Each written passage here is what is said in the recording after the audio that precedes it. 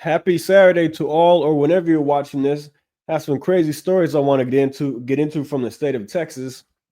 Uh, Attorney General Ken Paxton and his divorce situation after 38 years of marriage. Also, a fentanyl killer sentenced thanks to a law that Governor Abbott signed back in 2023 combating the fentanyl crisis here in the state of Texas.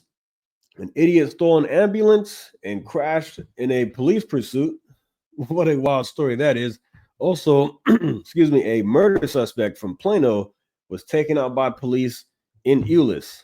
Let's jump into it.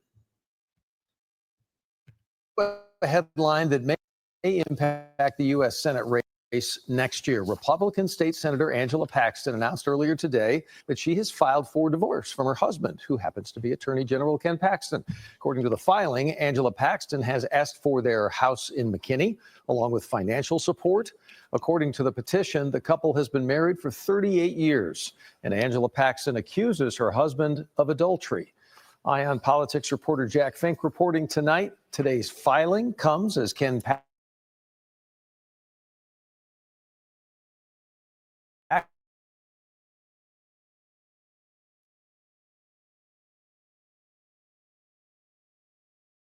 Paxton unseat U.S. Senator John Cornyn. Senator Angela Paxton filed divorce papers in the Collin County Courthouse today, and in the filing, she said Attorney General Ken Paxton committed adultery, and she blamed him for the breakup of their marriage. The documents also reveal that the couple separated on or about June 1st of last year.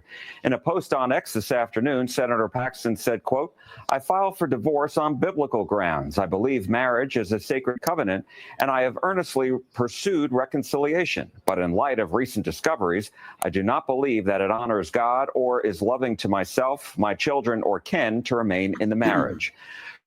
Shortly after her post, the Attorney General filed his own, saying, quote, "After facing the pressures of countless political attacks and public scrutiny, Angela and I have decided to start a new chapter in our lives." He goes on to say, "I ask for your prayers and privacy at this time."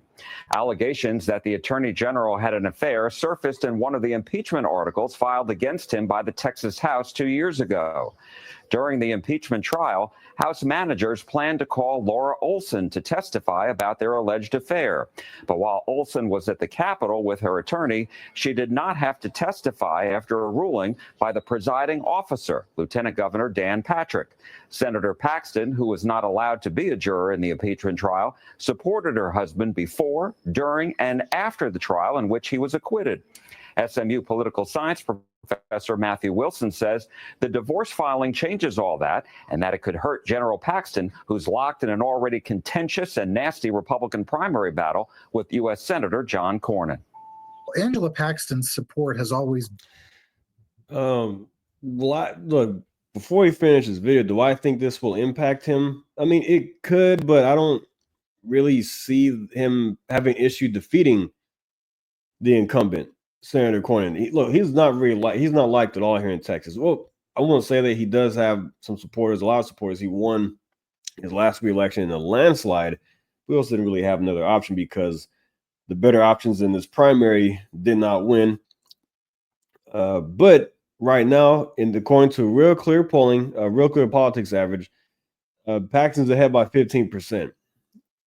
And there's one poll he's up by 22%. I think he's going to destroy Cornyn in the Senate race. People love Ken Paxton. He's very controversial. Yes, the left has tried to take him out, and rhinos alike have tried to take him out as well. But the guy is the most popular attorney general in the entire country, in my opinion. He's also the best attorney general. I hate the fact that we're going to lose him, but if we get him in the Senate, I mean it's going to be huge for the Senate. So, but like I said, he's very popular here in the state of Texas among conservatives. And Donald Trump has been married multiple times. We all know his history with women, and he won. Well, I won't get into that. I'm not going to get into that 2020 stuff, but I mean, he's the most popular Republican president in history. So this notion that it's going to hurt him, I really don't see that happening. And then people say things like, oh, the party of morals, now this guy is, accused of infidelity. Look, what Ken Paxton does in his personal life, if he cheated on his wife, this has no impact, no bearing on what he does as Attorney General, in my opinion, or what he'll do in the Senate. That doesn't mean anything to me. What's important to me is how well of a job you do, what you do for our state, what you do for our country. Yeah, but that's what I have to say about that. Been important to Ken Paxton. It's been an important element, obviously, personally, but also politically. The fact that she was there to stand by him has done him great good. Now that will no longer be the case. And so I think it is damaging to Paxton from a political standpoint, but it certainly plays into a narrative that we will hear from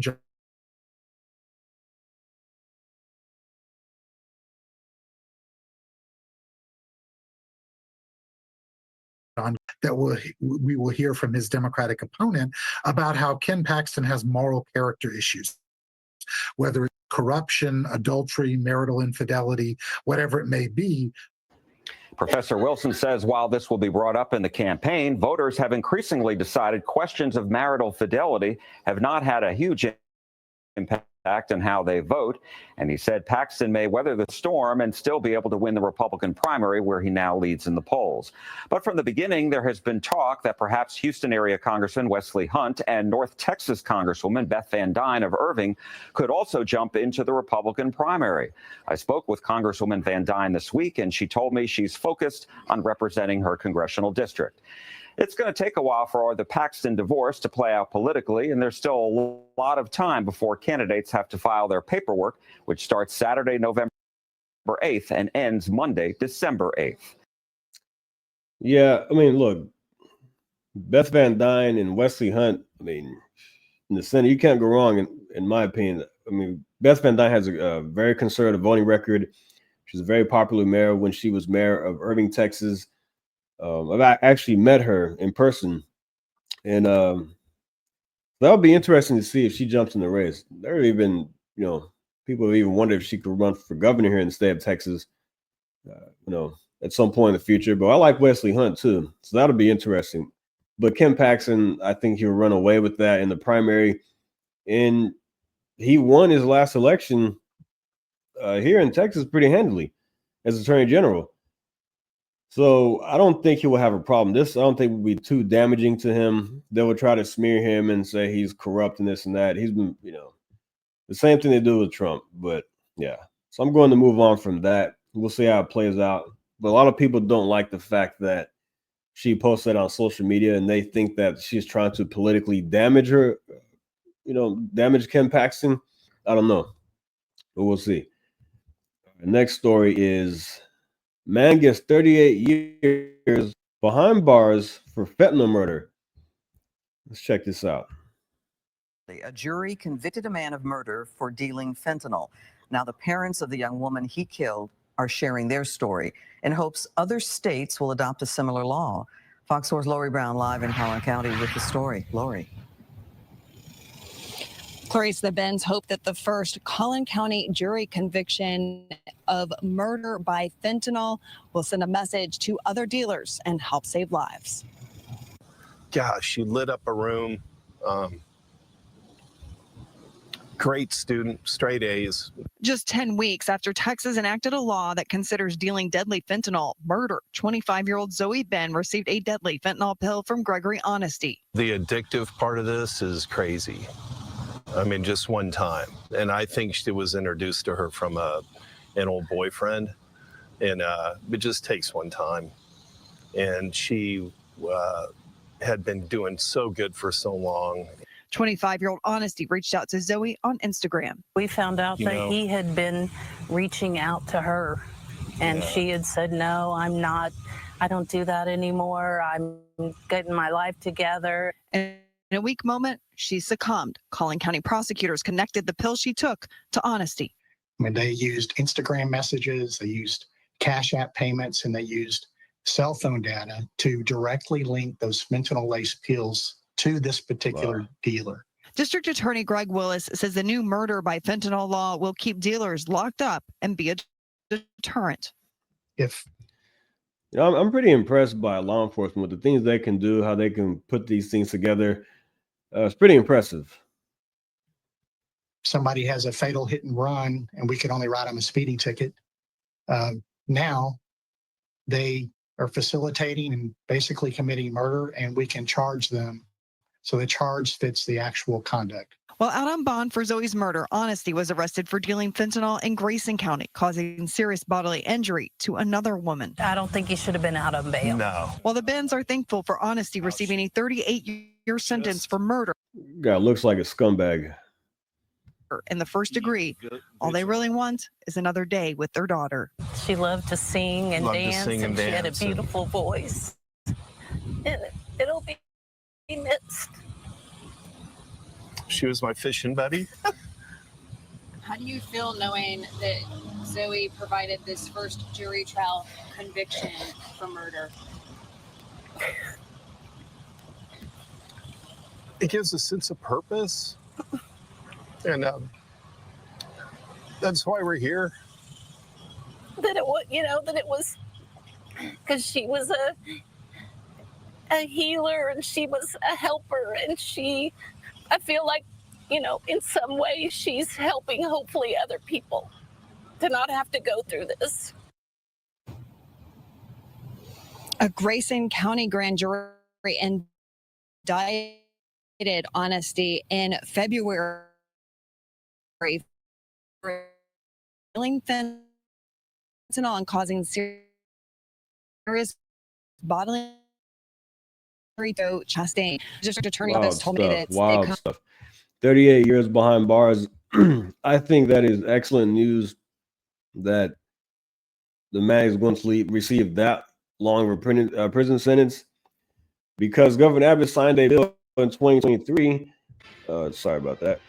Combating the fentanyl crisis, making stricter punishments for cases like this. So we will check that out as well, so you know where this stems from. My son wanted to be remembered, but I guarantee this is not what he wanted, nor what I had envisioned. An emotional victory today, surrounded by family members affected by the growing fentanyl crisis. Governor Greg Abbott signed a packet of bills today aimed at addressing the issue. One of those bills, House Bill 6, would allow fentanyl deaths to be prosecuted as murder. CBS Austin Monique Lopez tells us more about the laws many say will soon be saving lives. House Bill 3908 is now law in the state of Texas. Yeah, that guy's behind bars now, and he won't be able to distribute fentanyl anymore. So this is good news. House Bill 3908, known as Tucker's Law, was signed into law Wednesday afternoon. Tucker's Law is named after 19-year-old Tucker Rowe, who died after taking a pill laced with fentanyl he bought from a peer on social media. Tucker wasn't offered fentanyl. He was offered a Xanax. And in January of 2021, as an 18-year-old boy, that's what he thought he was taking. Tucker's Law now requires schools to educate students about fentanyl abuse prevention and drug poisoning awareness every year to students in grades 6 through 12. If I had the knowledge and wisdom I do now, I would have educated my son. Other families who lost loved ones to the drug that Governor Abbott says killed more than 2,000 people last year in Texas were there with their pictures up. For thousands like Tucker Rowe and those in the pictures forever memorialized at the age they died. The bill signed into law came too late. One of those bills, HB 6, states anyone who causes a death by illegally making or distributing fentanyl can be prosecuted for murder. Who pay too high a price, losing their family members. But knowing that working with the memory of your family member, you got engaged, you get involved, you ensure that there would be a purpose for the life of everybody affected by this. Governor Abbott also signed an additional pair of bills. HB 3144 designates October as Fentanyl Poisoning Awareness Month, and SB H 67 formally allows Texas Health of Human Services to join forces with Texas colleges and universities to make Narcan available on campus. In Austin, Monique Lopez. You know how much fentanyl was seized, due to the whole Biden border crisis, how much fentanyl was seized during Operation Lone Star? It's crazy. So much fentanyl was seized. I think it was enough to kill every person in America. Crazy stuff. I mean, it's great news to hear that we have a bill like this in Texas for stricter punishments, puts people behind bars. Hopefully, is a deterrent. You come to Texas, you distribute fentanyl, it leads to a death. You're going to be put behind bars, minimum 10 years in prison. So that's I love hearing. But it's sad that these things happen. You know, you have situations where people think they're one thing. Yeah, it's risky buying. It's very risky buying things off the streets from people or friends, whoever. Very risky, but then it could be laced with something else. You know, so yeah. But that's great news that that man got 38 years behind bars. All right, I want to go to my next story here. Plano murder suspect killed in Euless officer-involved shooting. This was wild. For you, the news leader, Fox 4. A man suspected in the murder of a woman in Plano was shot and killed by Euless police today. Hello, everybody. I'm Heather Hayes. And I'm Steve Eager. It's 9 o'clock. The shooting happened about noon near Highway 360 and Harwood. Police tried to pull over that vehicle after realizing it was connected to a Plano case. Investigators have not identified the suspect or the woman who was murdered. Fox 4's Peyton Yeager has the very latest. Peyton. Stephen, Heather, police say this suspect did have Euless ties. However, the apartment complex behind me sent an email to all of the tenants saying that the suspect did not live here at this specific complex. All right, this afternoon, Euless police, they were notified a murder suspect out of Plano entered city limits. I heard like loud banging noises over there as soon as I woke up. The sound of gunfire echoed through a Euless apartment complex Thursday afternoon. A wanted murder suspect shot and killed by police. I told my neighbor to go drive over there. Oh. Tenants surprised to see police cruisers swarm the property, taking cell phone videos from their balconies. Something going down. Around noon, the suspect entered the complex off Fuller Weiser Road. Euless police tried to pull over the vehicle, but the suspect pulled into a parking space. Plain clothes. Crazy. I know exactly where Fuller Weiser is. I knew a guy who lived on Fuller Weiser. Police from Plano arrived to assist. Another witness sent Fox 4 this photo of law enforcement officers with their guns drawn. The suspect posed a threat to the officers, and there was an exchange of gunfire. Our officers secured the area. The suspect was pronounced deceased at the scene. At a joint press conference Thursday afternoon, neither department went into detail about the threat to officers. They wouldn't say whether the man was armed or whether he fired at officers. Images from Sky 4 overhead captured multiple bullet holes both on the driver's side and the passenger side of the suspect's vehicle. No officers were injured. Police say the suspect was connected to a murder out of Plano on Wednesday.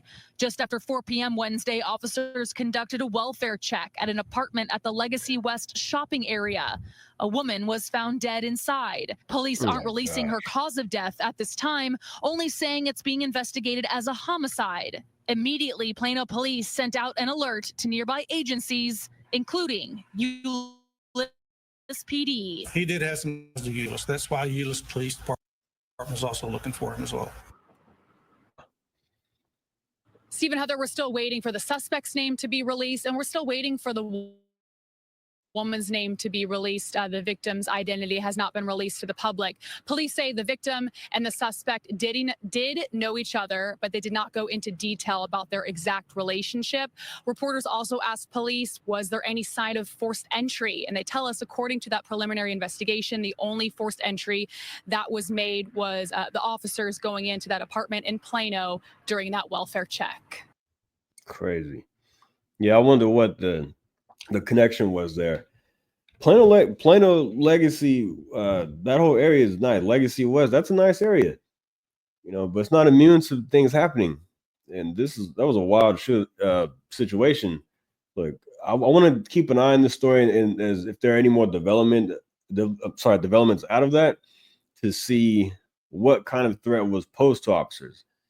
And it seems like there's still an ongoing investigation, and maybe some details will be released or have been released, maybe in the past 24 hours or so. But yeah, crazy story. Lots of crazy things happen here in DFW.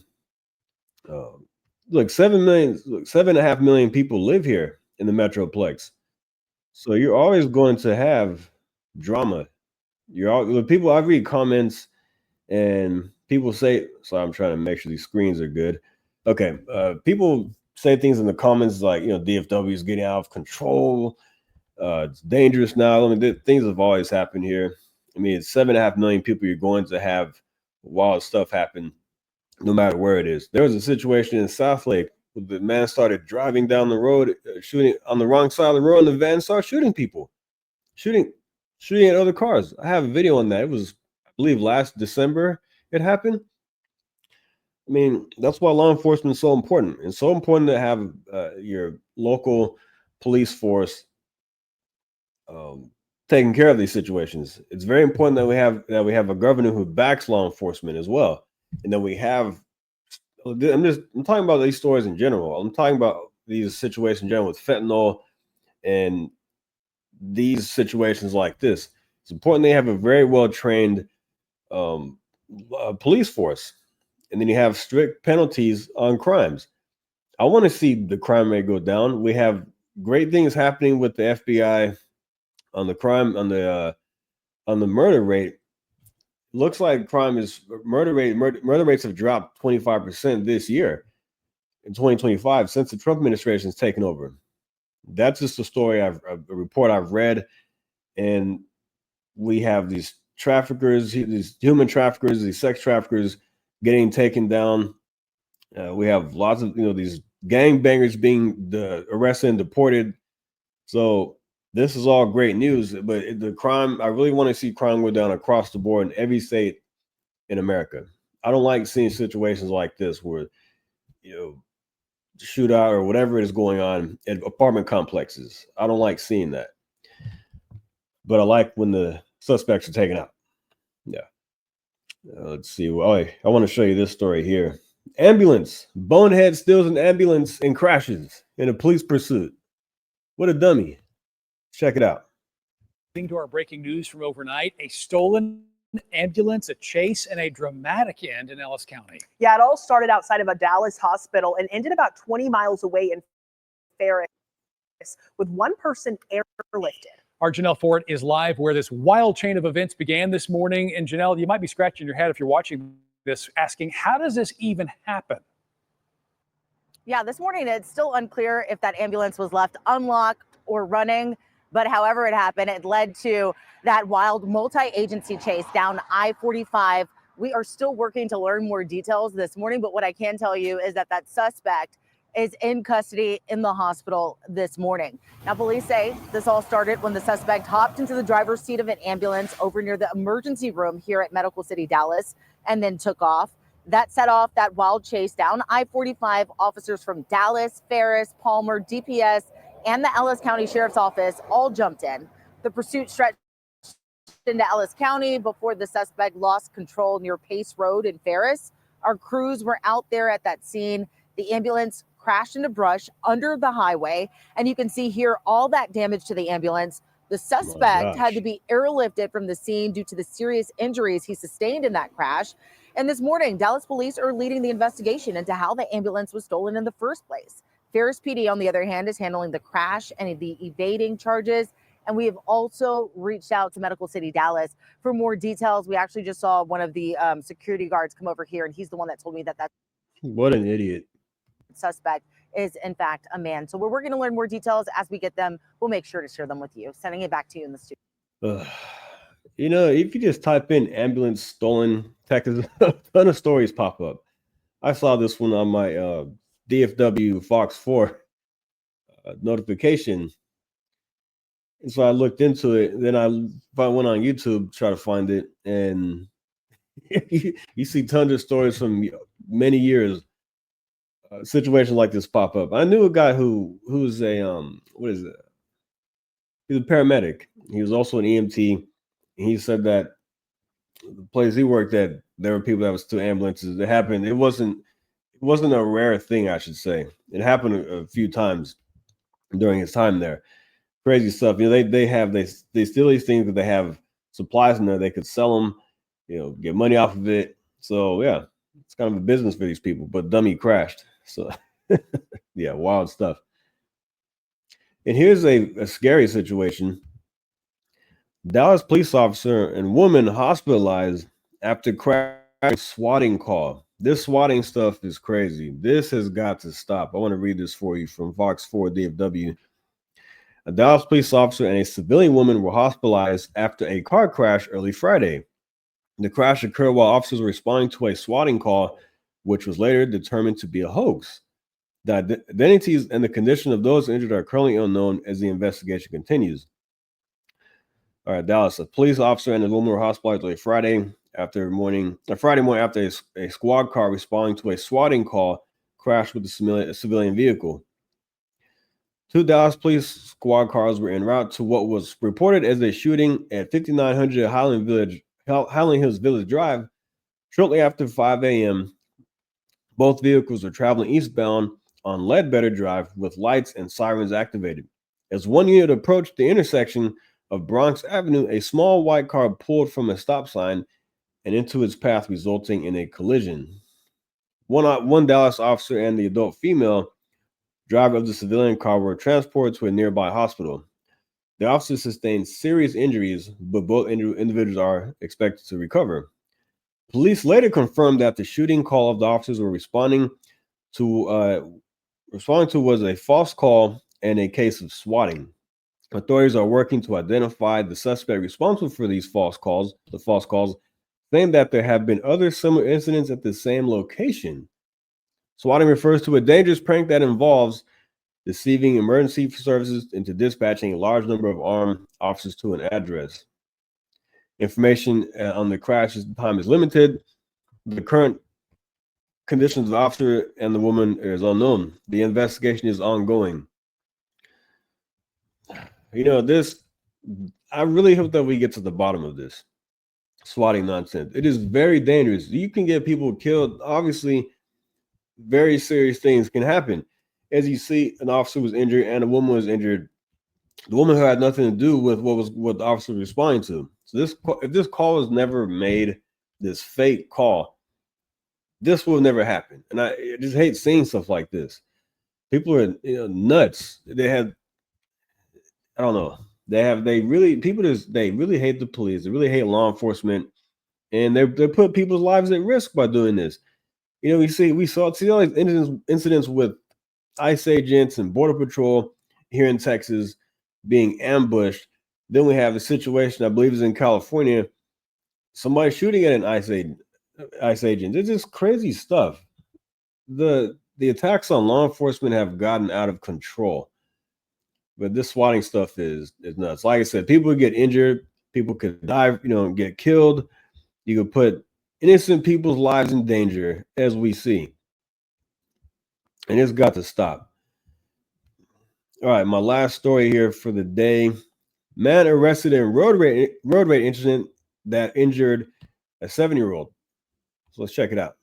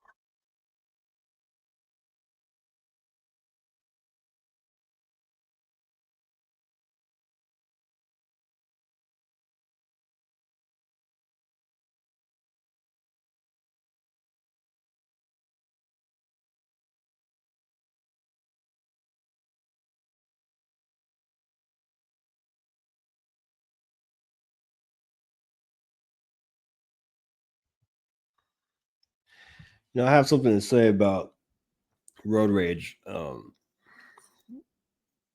They were side by side. I wonder what happened with this incident. I mean, if so, the guy cut him off, and then they were side by side. So what if they were going at it? If the dad was, flipping him off or saying, "Hey," whatever, they were arguing with each other, and with the vehicles, and then this led to a shooting, and the guy fired back. Road rage is two-sided to me. To me, both parties play a role in that. I commend this father for protecting his family, yes. But at the same time, when I see people on the road driving erratically and they cut me off, I leave it at that. I don't wave my hands at anybody. I don't blow the horn. I don't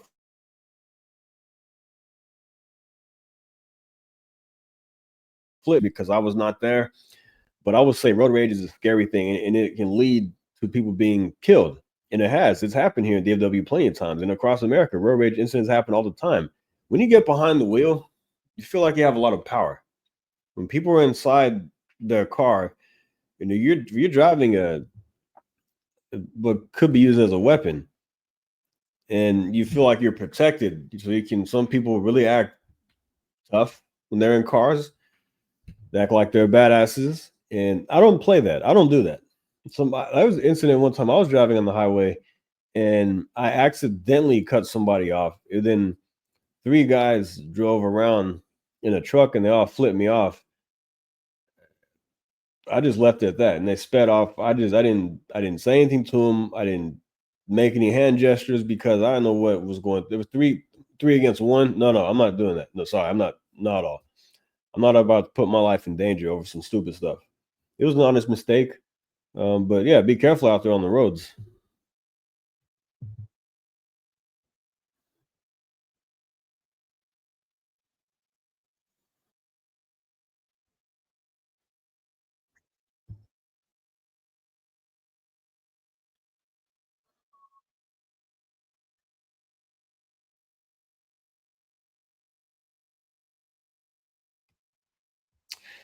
Crazy stuff, man. Crazy stuff. Yeah, be careful on the streets. People are nuts. But I'm going to leave that right there. Hope you enjoyed this video.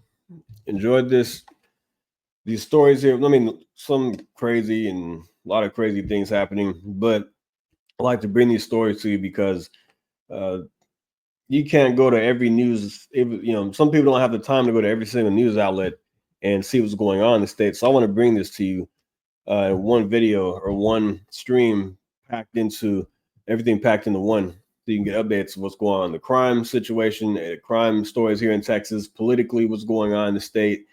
There's natural disasters. We had the flood here in the state of Texas, and I didn't have time to get to President Trump to show you some of President Trump's what he had to say about the floods in his visit here to the state. But the devastation was out of control. He says the worst he's ever seen. He's never seen anything like it. But yeah, I'm going to leave that right there. Like and subscribe, and I'll see you in the next one. Thank you. Take care.